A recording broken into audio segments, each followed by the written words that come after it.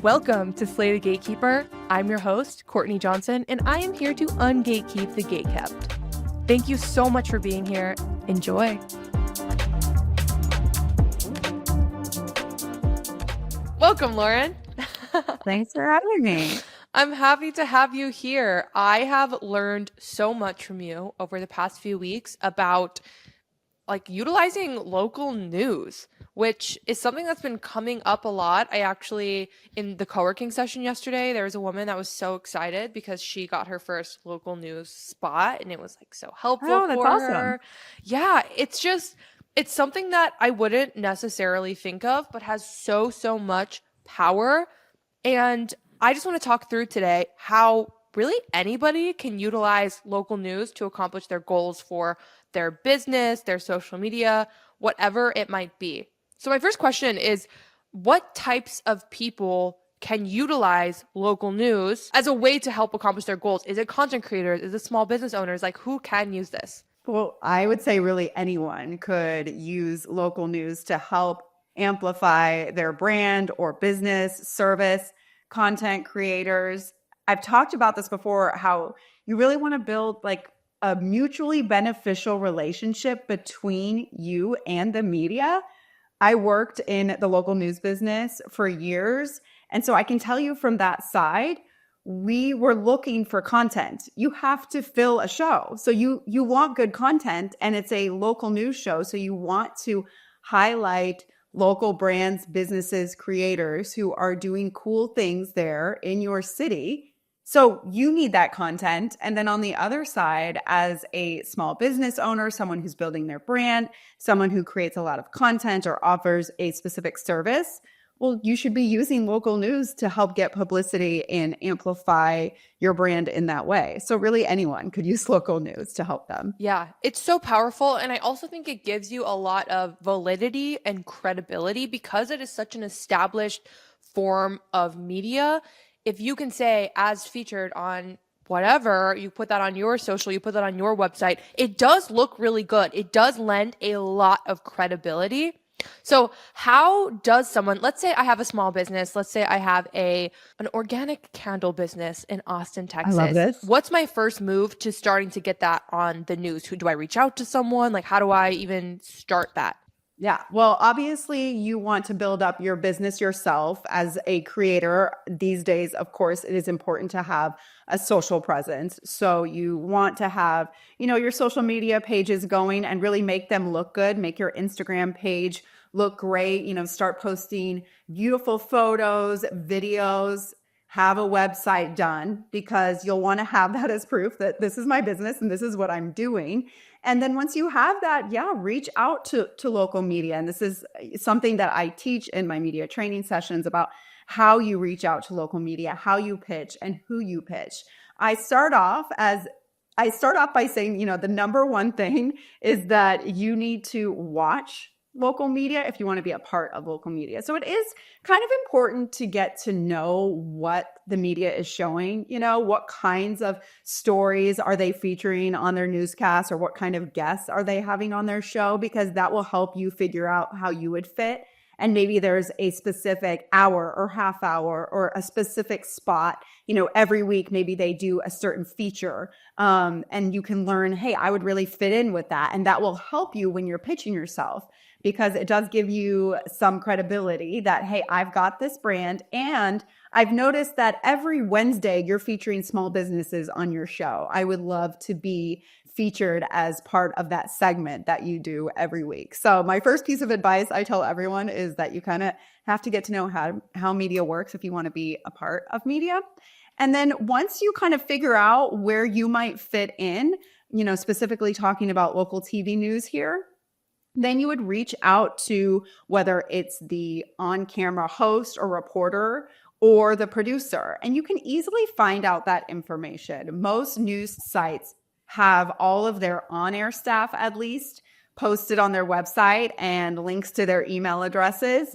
And then it takes a simple phone call sometimes or an email to reach out to the news desk of that station. Just call them and say, hey, I would love to work with the producer of this hour of the morning show, whatever it is, can you connect me with them? Can you give me their direct line? Can you give me their email address?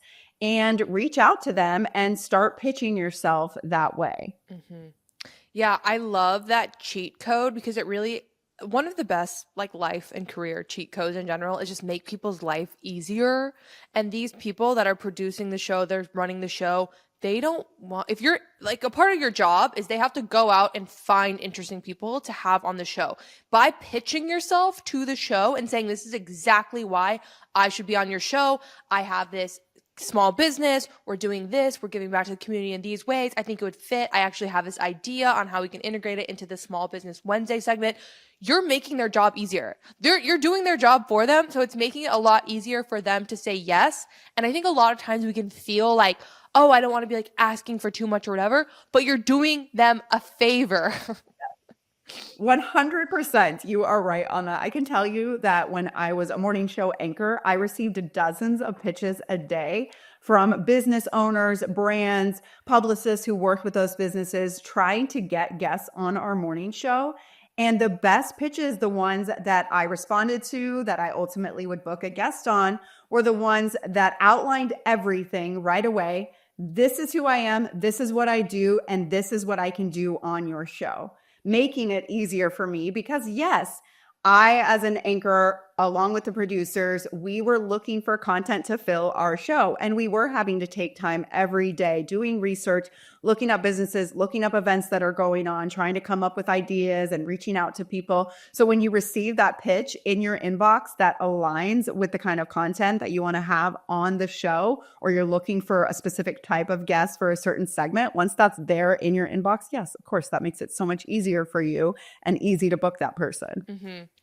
Another cheat code that you had that I found really interesting is to be available. Like, don't do this if you're about to go travel out of town for 3 weeks.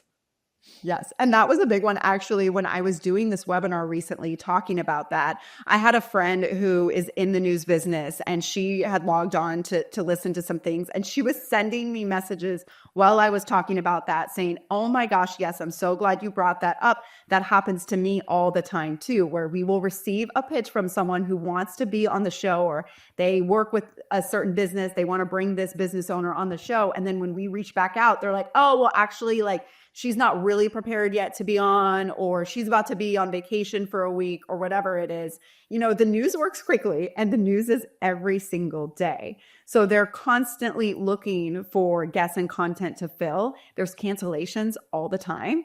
So you would need people to come in last minute. And so, yes, that is a big piece of advice. If you are going to pitch your brand or business or yourself to be a guest or to be a feature on a news show, you want to make sure you are available right then and there. Starting today, starting tomorrow. Like, if you do get that call, you need to know, like, okay, I'm available. I'm ready to go. I can do this now. Mm-hmm.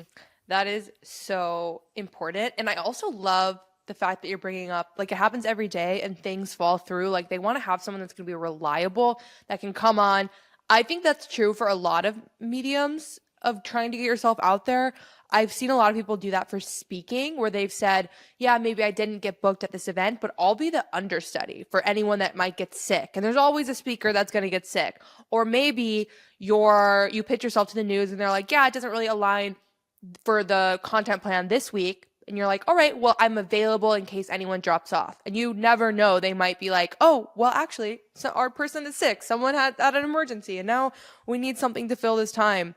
Another thing I'm curious about is, like, let's say in this example of a candle company, you have, let's say there's a segment on small businesses. Is there a way to get in like the sneakier segments? Like, maybe you could do a health and wellness segment about like organic candles and how you're not like inhaling the fumes or something. Maybe you could do a gift segment. Like, can you get creative with the segments you're pitching yourself to?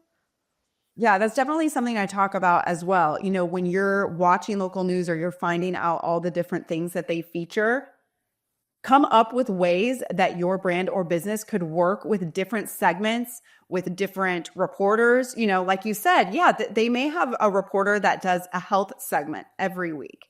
And those may fall under a line of more hard news stories, you know, But like you said, this type of candle that I make is better for your health. And there was a recent study that said if you're burning candles, it's really not good for you. So we decided to make them this way and they're better for you. So you're using that news hook of like that study and how you could align with a health story.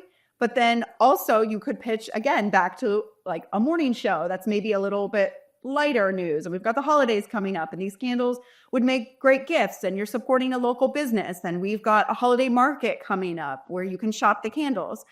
So coming up with different ways that you could pitch yourself to different people, to different news stations, to different segments, all of that, so that you can be a little flexible in making yourself work in so many different ways. Mm-hmm.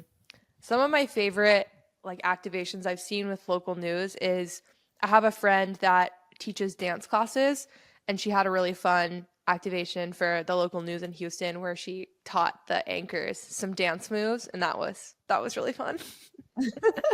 Yes, one of the biggest things I say to people is once you are pitching, you have to come up with what the viewers are going to see. We are talking about TV news, but even all forms of media, all mediums are talking about visuals these days. They want photos, they want video, something cool that's going to grab people's attention. So that's what I tell people too. When you are pitching or reaching out to local media, you need to include what will people see. And obviously, the more entertaining, the better. So if you have some really cool video of the product being made, and make sure you include that, a link or a clip of that video so that the person you're reaching out to knows what they're going to see.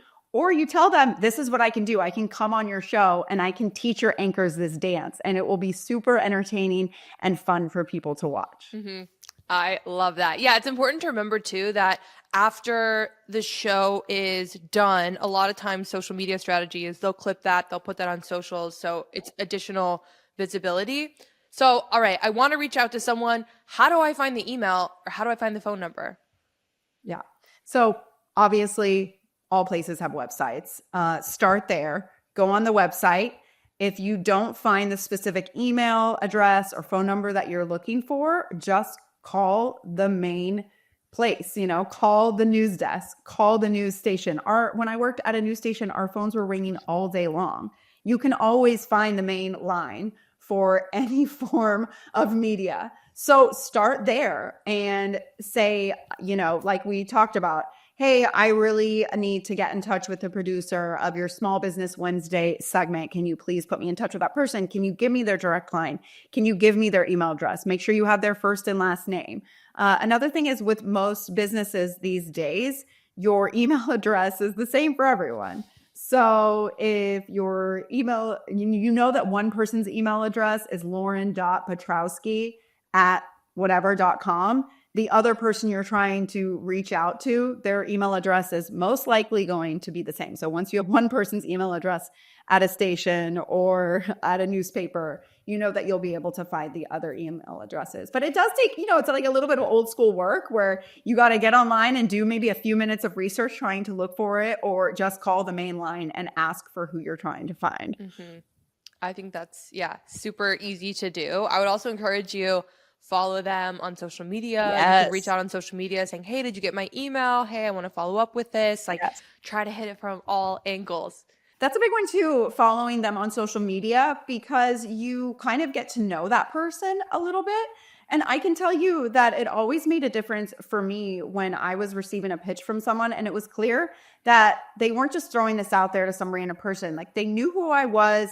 They followed me on social media. They knew my interests. They knew the type of stories that I liked to report on, the type of segments that I did every day. So you get a little bit familiar with those people. And that is a good place to start when you're reaching out to them. Mm-hmm.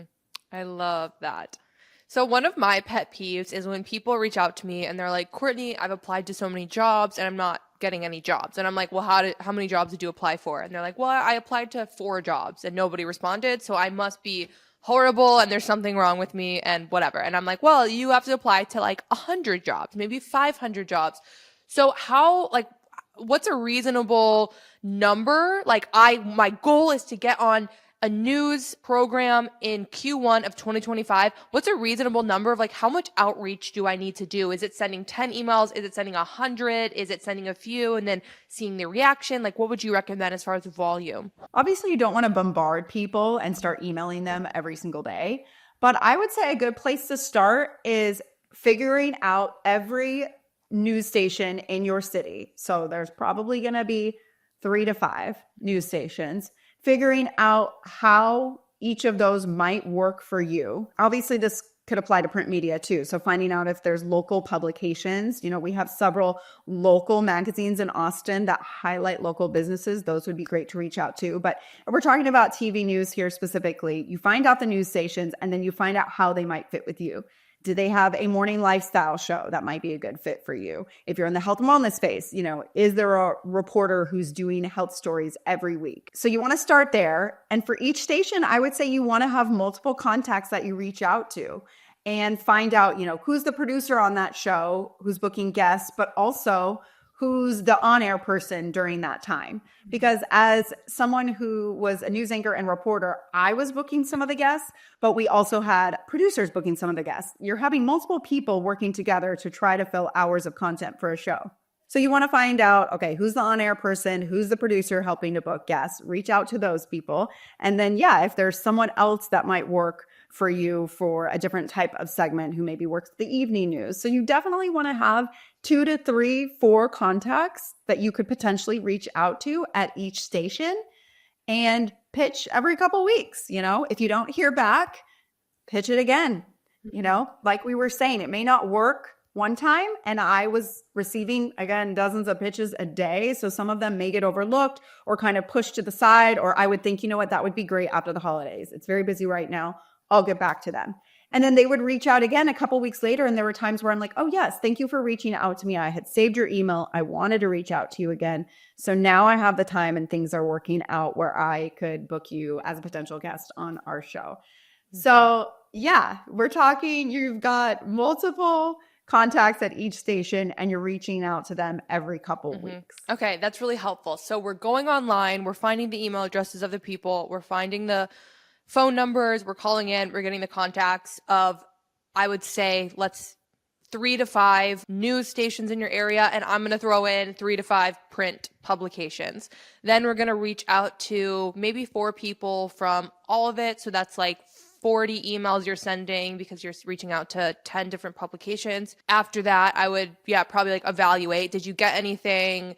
What happened? What do you need to improve on? And then maybe you go to, another person at all of these publications. So that's like 80 emails. Maybe you're following up 1 or 2 times. So if you're running this strategy pretty hard, where realistically, that's 200 emails you're sending. I just like to give a ballpark number because somebody's going to comment on this and be like, Courtney, this didn't work for me. And they're going to send 2 emails. So I'm like, if you want to guarantee it's going to work, well, first of all, reach out to Lauren and she can help you craft your pitch and your strategy and all of that.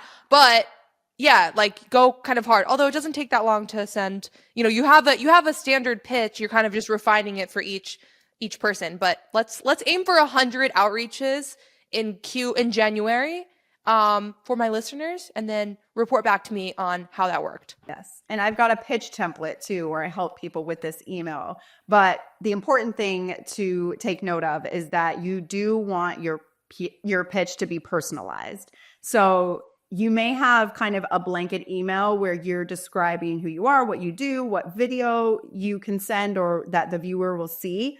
But you want to make sure that you are reaching out to that person by name. So not just hi, but hi, Lauren.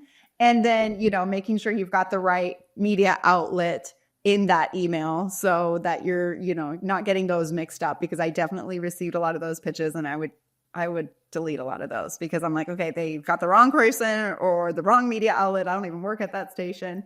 So it is a lot of work. But just making sure you're changing each pitch so that it is a little personalized to the person you're reaching out to. This is super sneaky because there are PR agencies that charge thousands and thousands of dollars a month for this information that y'all are getting right now for $0, which is insane. This is really valuable information. Okay, so we talked about I have this product. What about if I'm a person? I am, a productivity coach. And I have this social media platform around being a productivity coach. I live in Austin. I want to get on local news. Can I do that, or do I have to have a product? No, you could definitely do that. I mean, the harder part with that is that we are talking about TV news here, where you do need to see something that's visual. You would have to come up with what is the viewer going to see. And a way to do that would maybe be interesting graphics. So that, hey, I want to come on and talk about this and the work that I've done as a productivity coach, and I've helped this many people, and this is the feedback I'm getting, and we're going into the new year and people have certain career goals. So I think this would be a great segment as people are kicking off their goals for 2025. Here are like my top 3 pieces of advice. So you would just have those kind of written out and like maybe an interesting looking graphic that could be included. You know, it's really just about coming up with what are people going to see that goes along with this really important information that you have to give, and spinning it so that it is newsworthy and timely right now. Yeah, I think something that you could do here too. I love how you're tying, like you mentioned a few times, tying it back to something that's going on in the news or like a study. You could say, there's this interesting new study that says blah, blah, blah about productivity. You know, as we're going into the new year, a lot of people are setting their New Year's resolutions. Here are 3 tips to actually accomplish your New Year's resolution. 1, you can learn how to calendar block. 2, you can blah, blah, blah. And then you're having the graphics to go along with it. And you're saying that would be a pretty solid pitch. Totally. What could also help you with that is having social media as a backup, where you say, hey, I did this TikTok video or this reel, and it got all of these views and comments, or people asked to see more. So people are definitely interested in this topic.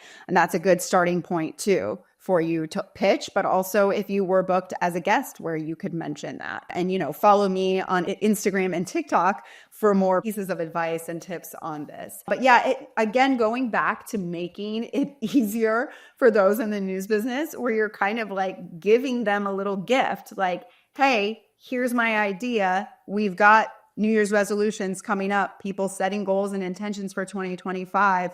I'm doing this. I'm talking about this. I could come on and give you these 3 ideas for people. Boom, done. Great segment. Yeah, I think that the biggest cheat code here is to provide value, because nobody's going to want to have you on if you're just like, hey, I'm a productivity coach, buy my services, buy my coaching, whatever. No. They're going to have you on if you're offering something of value to the audience. I love that.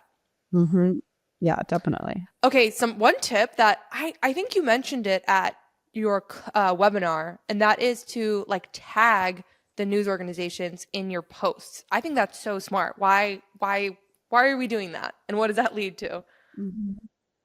Yeah, well, because you're getting their attention right away. And if you featured something in a post that is either super local and a great local feature, or it's a product that looks really cool and it's great video or photos, or back to being a productivity coach and you're putting out these 3 ideas for people for goal setting for 2025, and it's like getting a lot of traction, you know, a news station may see that and think, that would be a great guest, or that would be a great feature, or that would be a great story to do, or that would be great for us to feature on our own social media. You know, all media outlets have their own social media pages. So even if they may not be able to book you as a guest or come do an interview with you, they may think that your video is really cool, and they may ask, hey, can we share this? Or, you know, can we repost this? And then that's just, you know, more views for you there. Yeah. I think what's really important here is the concept of multi-threading. So you are reaching out to multiple people in multiple ways. So you're not just sending one email to one person.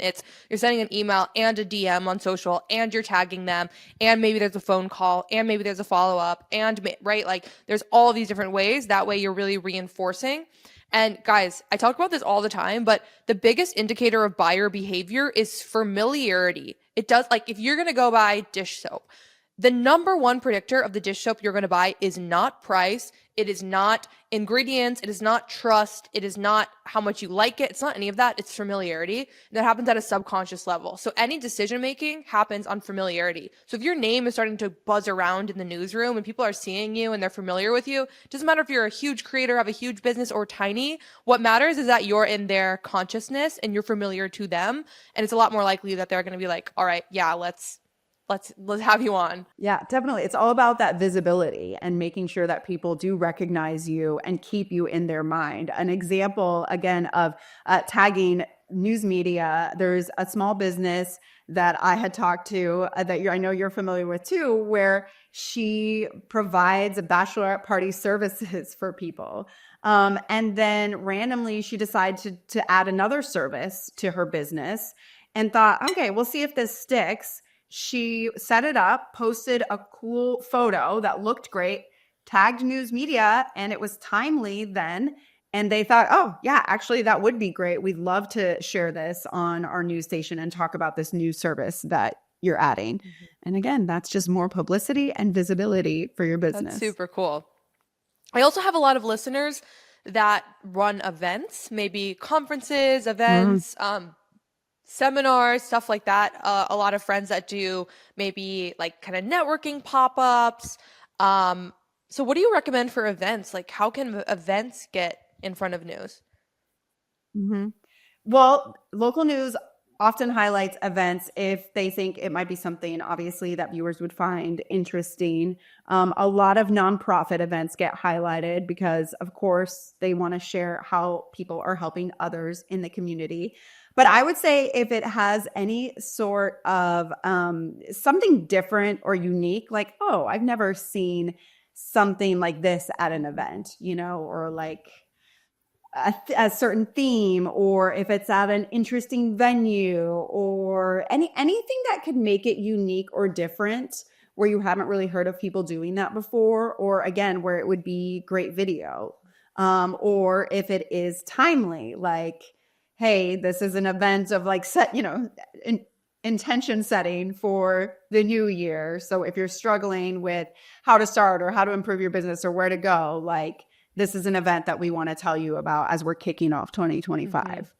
Something I've also noticed, and tell me if this is true or not, but I've seen this pattern in what news is promoting. And it seems like if it benefits, the more people it benefits to promote an event, the more they're going to promote it. So if you have an event with 100 different vendors that are all small businesses, like that is way more likely to get promoted than just your small business, small pop-up. So the more you can collaborate, the more, if all of those vendors say, hey, we want to talk about this, like they're excited, they're all pitching, like that's so much more likely if you get other people involved and it benefits other people. Yeah, definitely. Because a lot of times on those local news shows or lifestyle shows in the morning, they need multiple guests to come on and talk about this. And so the more potential guests they have, if they're going to focus, let's say their morning reporter is going to focus on that event that's happening that weekend.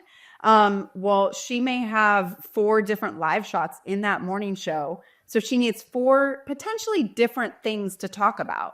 So if they can have 4 different vendors who are offering 4 different types of services or have different products that they can showcase, that's 4 interesting, unique, and different news segments. So yeah, I think the more vendors, the more people involved, definitely would help to have a better chance of getting publicity. Mm-hmm. Okay, so we got on the news. We're going on the news. We got booked. Now, how do you prep? How do you show up? Oh, and that's a whole other thing. But yeah, the number one thing I say to people is be the expert. You are the expert.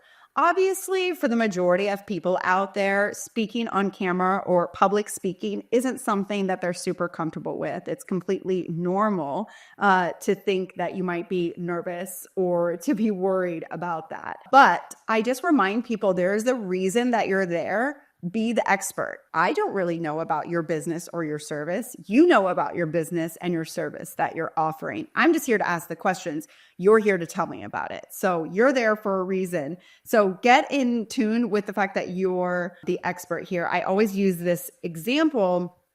My husband is in real estate. He in no way is involved with media, and he is not comfortable with public speaking or being on camera or being on TV. But he once had an opportunity to be a part of a TV show that talked about home building, remodeling, that type of thing. He obviously was worried about it and nervous, but you could tell he got comfortable once he really got into it, speaking about what needed to be done on this home, because he's an expert when it comes to homes. So he knows everything about building homes, remodeling homes, all of that. Obviously, the thought of being on camera or talking in front of people made him nervous, but once he got going, he's an expert in that field. So just try to remember to be the expert. You're the expert. There's a reason you're there. And I'm just there to ask the questions. The person, in the media is just there to ask questions. Yeah, that is so, so helpful. This has been such an incredible tactical, so many tactical, incredible cheat codes. Thank you, Lauren. Okay, y'all, if you liked this episode, you would love my Patreon, okay?